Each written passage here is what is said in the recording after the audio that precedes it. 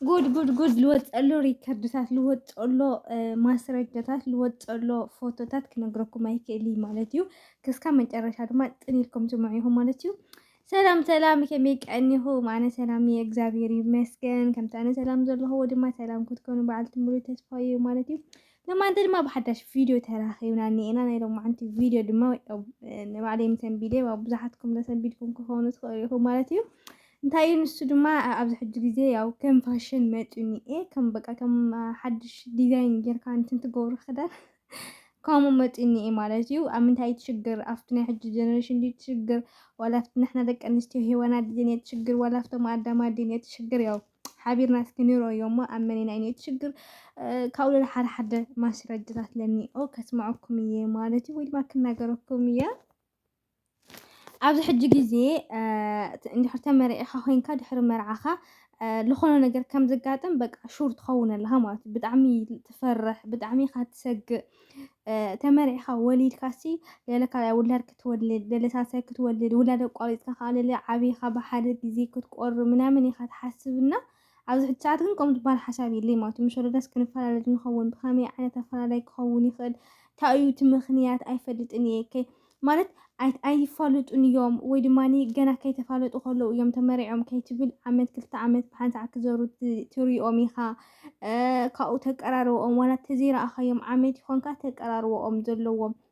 በቃ ከም ተወሃሃዱ ብዙሕ ነገራት እሲ ከም ተወሃሓጡ ምናምን ኢኻ ትርእና ብሓደ ብሎዩ ብሓደ እረጉ ምናምን ኢልካ መሪቕካ ከይወዳእኻ እንትፊልካ እንትፍታፍካ ድማ ከይደረቐት ከለ ድማ ተፋቲሖም ትሰምዕ ማለት እዩና ካብኣቶም ድማ ኣብዚ ሕጂ ሰዓት ያው መርዓ ቀኒ ነይሩ ሪኢኹም ኢኹም ናብዚ መርዓ ድማ ያው ጉዳይ መርዓ ኣስተማቒሮም ከይወድኡ ሓድሽ ኣጀንዳ እውን ከፊትኩም ካብ ዓይኒ ሓበሻ ዝሕባእ ነገር ድማ የለን ማለት እዩ። በቲ ሓደ ግን ብጣዕሚ ደስ ዝብል ማለት እዩ። ምንታይ ተኢልኹምኒ ናይ ሂወት ሰብ ንኽበላሾ ኩሉ ሰብ ስቕ ኢሉ ዝርኢ እንድሕር ደኣ ኮይኑ ብጣዕሚ ናብ ሓደገኛ ዝኾነ ቦታ እዩ ክኸይድ እንድሕር ኩሉ ነገር እናተጋለጠ ዝኸድ ኮይኑ ግን ምናልባት ፍርሓት ክህልወና ይኽእል ይኸውን ኢለ ተስፋ ይገብር ማለት እዩ። ከም ኣነ ብጣዕሚ እየ ፈሪሐ ንመርዓ ይኹን ንሓዳር ይኹን ሂወት ንምንባር ይኹን ምናምን እዚ ብጣዕሚ ዘፍርሐካ ብጣዕሚ ኢኻ ትሰግእ በቃ 99% እዚ ብፍርሒ ኢኻ ትወሓጥ ማለት እዩና ኣብዚ ሕጂ ሰዓት ያው ኣብዚ ምስሊ ከምቲ ትሪእዎም ዘለኹም ዞም ሽኮራት ኣሕዋትና ያው መርዐኦም ነይሩ ደስ ዝብል መርዓ የሕሊፎም ድሕሪ እቲ መርዓ ዝወፀሎ ነገራት ግን ብጣዕሚ እዩ ዘናደካ ብጣዕሚ ኢኻ በቃ ፅልእ ተብሎ ማለት እዩ። እሱ ድማ ከመይ እቲ ታሪክ እንድሕር ኢልኩም ኮይንኩም ብሓንሳዕ ነይሮም ሰብኣይ ሰበይቲ ነይሮም እቶም ሰብኣይ ሰበይቲ ድማ ያው ወሊዶም ማለት እዩ ማነው ጠኒታታ ሰበይቱ ምስ ጠነሰት ድማ ያው እስኺ ዓድኺ ከይድኪ ኣብዚ ኮይንካ ንባዕልኺ ንጥዕናኺ ነቲ ውላድ ንብዙሕ ነገራት ኣብ ዓዲ ስለልሕሽ ኣብ ዓዲ ከይድኪ ወሊድኪ ንኽትምለሲ ምናምን ብዝብል ሓሳብ ንዓዲ ሰዲድዋ ነዛ ሰበይቱ ማለት እዩ ንዓዲ ሰዲድዋ ጥንስቲ እያ ነይራ ንዓዲ ከይዳ ምስ ቤተሰባ ብደንቢ እግዚአብሔር ይመስገን ብሰላም ተገላጊላ ማለት እዩ ወሊዳ እሱ ድማኒ ክስካብ ንሳ ዓዲ ተኣቱ ክስካብ ዓዲ ኣትያ ጥንሳ ወዲኣ ወሊዳ ክርስትና ክስካብ ዝሓልፍ ድማ ካሊእ ቆልዓ ተፋሊጡ ተጀናጂኑ ንመርዓ ንደርዓ ናብ ፅሕወቱ ጉዳይ ማለት ሕሰብዎ ጋይስ እሳ ብዝጌራ ኸይዳ እያ ብዝጌራ ኸይዳ ድማ ደድሕሪያ ድማ ካሊእ ጓል ተላልዩ ለለ መርዓ ማለት ሕጂ ናይ ክልቲአን ሂወት ይልባላሽ ኣሎ ወላ ስቲል ናቱ ሕማቅ ዝኾነ ባክግራውንድ ገይሩ ይልዓብል ኣሎ ወላ ነቶም ውላዱ ሕማቅ ዝኾነ ታሪክ እዩ ዝፅሕፈሎም ዘለና እንታይ እየ ክብል ደልየ ናይታ ቆልዓ ድዩ ትሽግር ኣይትፈልጥን ማለት ድዩ እሱ ኸ ከምኡ ምግባሩ ትክክል ድዩ እታ ቆልዓ ኸ እንታይ ዓይነት ሂወት እያ ንክህልዋ ሕጂ ምስኡ እንታይ ዓይነት ርክብ እዩ ክህልዋ ድማ ብጣዕሚ ለስገአካ ማለት እዩ። ብሓፈሻ ግን እቲ ቀንዲ ቁም ነገር እቲ ቀንዲ ዓብይ ነገር ብልሽውና ናቱ መሲሉ እዩ ዝስምዐኒ ምክንያቱ ነዛ ቆልዓ እዚኣ እንድሕር ዝፈትዋ እንድሕር ዝሓርያ ነይሩ ነቲ ኣጥኒሱ ንዓዲ ዝስድድስ እንታይ እኒኦ ወይ ድማ ካብ ኩለን ደቂ ኣንስትዮ ሓደ ሓደ ክወልድ ዝፈረሞ ወይ ድማ መፅባዕ ዝኣተወ ተሃልዩ ካሊእ እዩ ማለት እዩና ይሕዋተይ ስለምንታይ ኢና እቲ ሓዳር ነነኣእሶ ስለምንታይ ኢና እቶም ቆልዑ ነነኣእሶም ሓደ ውላድ ብዘይ ኣዶም ብዘይ ኣቦም ብሂወት ለየለ ተኾይኑ ኳሲ ትኸፍሎም መስዋእቲ ትነብሮ ኑሮ እቲ ከምኡ ዝሰኣነ ሰብ ጥራሕ እዩ ዝፈልጦ ማለት እዩ እና ኣቦኻይ ደኻይ ብሂወት እናሃለዉ ብሓንሳዕ ኮይኖም ደይዕቡ ኢኻ እንድሕር ደኣ ኮይኑ ከመይ ዓይነት በሰላ ወላ ምስ ወዲኡ ይዕበ ማለት እዩ ወላ ምስ ኣቦኡ ይዕበ ምስ ወዲኡ ምስ ኣቦኡ ብሓንሳዕ እንድሕር ዘይዓቢ ኮይኑ ولا كل ነገር ልብላዕ ይርከብ ولا ልስተ كل ነገር ይርከብ መደቀት ይርከብ ማለት እዩ ፍቅሪ ልበሃል ነገር እኒኦ ሕንቃቐ ልበሃል ነገር እኒኦ ናይ ወለድኻ ከመይ ገይሮም ህይወት ከም ዝመርሑ ከመይ ገይሮም ኑሮ ከም ዝመርሑ ኣብ ርእሱ ሒዙዎ ለዓቢ እኒኦና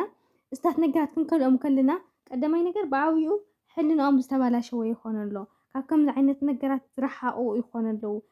ካልኣይ ነገር ድማ ጥዋሕ ንጎዞም ቆልዑ እዚኦም ክወቅሱና ከለዉ እንታይ ዓይነት መልሲ እንታይ ዓይነት እንታይ ልበሃል ኢና ክንህቦም ክንሓስብ እኒአና ስለዚ ማለት ተዘይተስማዕሚዕኻ ሓደ ግዜ ፍትሕ ጌጋ ክነሱ ሓቂ ኮይኑ ወይ ድማ ትክክል ኮይኑ ዝርከበሉ ቦታ እኒኦ ግን تخافلهم مسوات الله أفتفر وش تنحرقتي خفت حدر وش تنحرقتي خاين كات تخافلهم مسوات الله تخدر حقات الله جزء مهاول بهالنجار الله زتات نجارات ودي خا عند حتى زي تستحقين عند حتى زي تعمك خاينو تودي يكون تقول هو تنقد فوت خكلا يكونن سلذي ذا سواء يعني تمفتح حسي حر جزء حق خاين الركوب ولا جزء لس قالوا يلبرن له مالتينا جايس سلذي حد هو تكن جمر كلنا نمتنا رحق زخانة حسب زينا حسب حق زخانة تلميذ يهلونا رجول لبلا فقر لي يهلونا سفح له تحسب زي يهلونا سلمن تايو كلكم يد اللي مالتيو هو تكن جمر كلنا مسأ بزح نجارات حليفنا بزح نجارات كوينا بحنت عن نبيرنا دكنا بحنت عن خناع بسلمت عن زينا حسب عيسومنا يسالستينا وقال عيسومنا يسالستينا ودينا خدلو أمنتي انت سللو خناينا مالت حار كزيسي نحج ولد استرجمنا قدينا تسكع تبل يو للا تخونتات مالتينا حدني اخندما تمنتيله منتيلاتني تبلا نجرات ما تتقارص او صبو مسيل يسمعني نعي مالتيو حدا سب كتمنطلي تخليني بعلو سلل خديم بي حدا سب كتمنطلا اي تخليني بعلا سلل خدته يمبي ترديكن ስለዚህ መንጢላህን እንዲያ ማሐዛይ እንዲያ ኒራ ምናምን ኮም ላይ ኮነ እትዝ خدو ይገበነኛ ታዋን ሲት ትወድህ ተተኸይዳ ትወድል ኮነ ታጓለ ያገበነኛ ማለት እዩ እትወድም ታጓንም እንድሕር ከይዳ እትወድም እንድሕር ከይድቶም ዝኸዱ የመገበነኛታት እንበይ ተመውዙ ጸንሆ አይኮንን ገበነኛታት ማለት ስለምንታይ መጀመርታ ቅድሚ ተሰውንሱ ዝምሳኻ ዘለሰብ ቃል ኪዳኑ አፍሪሱ ነይ ማለት እዩ ምሳኻ ዘለሰብ ምሳኻ ዝነበሮ ነገራት አፍሪሱ ወላ ሓደሽ ተሸቢሉጎ ማለት ይኮን ከምዚ ሙዙማ ወምስካሊ ወድ ምኻድ ምናምን ወድ ንጓልን ተዋሂሉ ተፋላሊ ለቅመጠላ ኣብነት የለን በቃ ካብ መጀመርታ ሃይ ክባሃሉ ከለው ዝጀመርዎ ነገር እንድሕር አሽዒቱ እዩ خلاص ትዝሙት ጀሚሩ ማለት እዩ ጋይስ አሽዒቱ እዩ ተሕማቅ ነገራት ስራሕቲ ጀሚሩ ሃይ ሰላምዶ ተሓንዲኺ ከመይኒ ኢኻ ተዋሂልካ ምስከታ ተረሕቃት ንሱ አሽዒቱ እዩ ትቃል ኪዳን ልፈረሰ ማለት ይና ሓደ ግዜ ተሰሓሒተን ደሞ بخمس ديما عرات ديما منامن لبها النجار يلن نتاشعت نسا حاسيبنا دسيلنا ترى لنا زقورنا ينجارين بي حدا سب أصحيتن اللي بها النجار أي صرح ملالبات أو استفر عليه بوتات أو استفر عليه كبابيتات ومود ما سبن بدح سبن أو زي ولو زعمت أدك أنشتيق قالوا حجزي أثر مسأتهم تزمبرا يكونن بزي دليتن بزي فقادن بزي فتوتن تعميتن ብዙሕ ሽግራት ብዙሕ ፀገማት ናይ ሕማም ፀገማት ለጋጥመን ብዙሓት ደቂ ኣንስትዮ ኣለዋ እየን ማለት እዩና ስለዚ ካብዚ አንፃር ተንጓዓዝ ፅቡቅ መሲሉ ይስማዓኒ ተመንጢላህኒ መንጢልኒ ምናምን ትብላ ነገራት ላይ አቋርጾ